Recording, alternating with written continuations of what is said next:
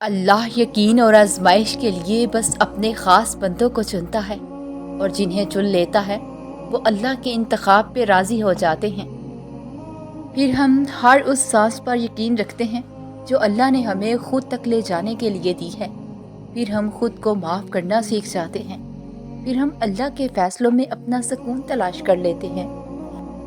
اللہ تک ہم اچانک ہی نہیں پہنچ جاتے، بہت لمبا سفر طے کر کے اس تک رسائی ملتی ہے۔ جب ہمیں اڑان کا شوق ہوتا ہے تب وہ ہمیں منہ کے بل زمین پہ گراتا ہے۔ پھر جب یقین کے پر زخمی ہو جاتے ہیں تو ان زخموں کو محبت کے ذریعے بھرنا سکھاتا ہے۔ کبھی اپنی رضا سے آزماتا ہے اور کبھی ہماری رضا عطا کر کے اپنی طرف لاتا ہے۔ وہ ہم سب کو مختلف ذرائعوں سے پرکھتا ہے، آہستہ آہستہ ہمیں اپنی طرف کھینچتا ہے، پروں کو نئی پرواز سکھاتا ہے، پھر ایسی اڑان سے نوازتا ہے کہ سارا زمانہ دیکھتا رہ جاتا ہے۔ اس کے جواب میں بھی حکمت ہوتی ہے اور اس کی خاموشی میں بھی۔ تم سنا کرو دل لگا کر جو وہ تمہیں بتاتا ہے، اور آزمائش کی گھڑی میں اپنے اللہ پر پورا بھروسہ رکھو۔ وہ تمہارے حصے کی خوشی تمہیں ضرور عطا فرمائے گا انشاءاللہ۔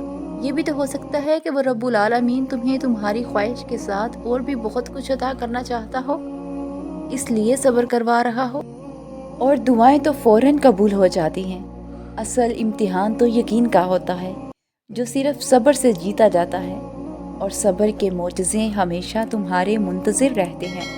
آزمائشیں کتنی ہی طویل کیوں نہ ہو، مایوس مت ہونا، وہ سارے زخم بھر دے گا۔ صبر کے ضلع ہمیشہ خوبصورت ہوتے ہیں۔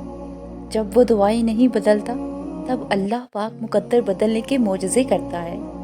لوگ لاکھ کہیں ممکن نہیں، میں نے اس کے ایک کن سے تقدیریں بدلتی دیکھی ہیں۔ دعائیں تو ناممکن کے لیے ہی ہوتی ہیں، ان کے لیے جو تمہارے نصیب کا حصہ نہیں۔ اللہ کے کن پہ یقین رکھنا۔ جب عرش والے کی طرف سے ہاں ہو تو فرش والوں کی سازشیں بیکار جاتی ہیں، اور جب جب تم دعا مانگتے ہو نا، اللہ تب کہیں کسی کے دل کو نرم کر رہا ہوتا ہے، کہیں کسی کے ذہن میں کوئی خیال ڈال رہا ہوتا ہے، کسی رکاوٹ کو ہٹا رہا ہوتا ہے، اور کہیں کسی مشکل کو حل کر رہا ہوتا ہے، تمہارے دل کو مطمئن کر رہا ہوتا ہے۔ غرض یہ کہ تمہارے لیے ہی اسباب بنا رہا ہوتا ہے، اور تمہیں لگتا ہے کہ وہ تمہاری یہ دعائیں رائگاں جا رہی ہیں، وہ تمہیں نہیں سنتا۔ تم اس پر یقین تو رکھو، وہ سب کی سنتا ہے، سب کی۔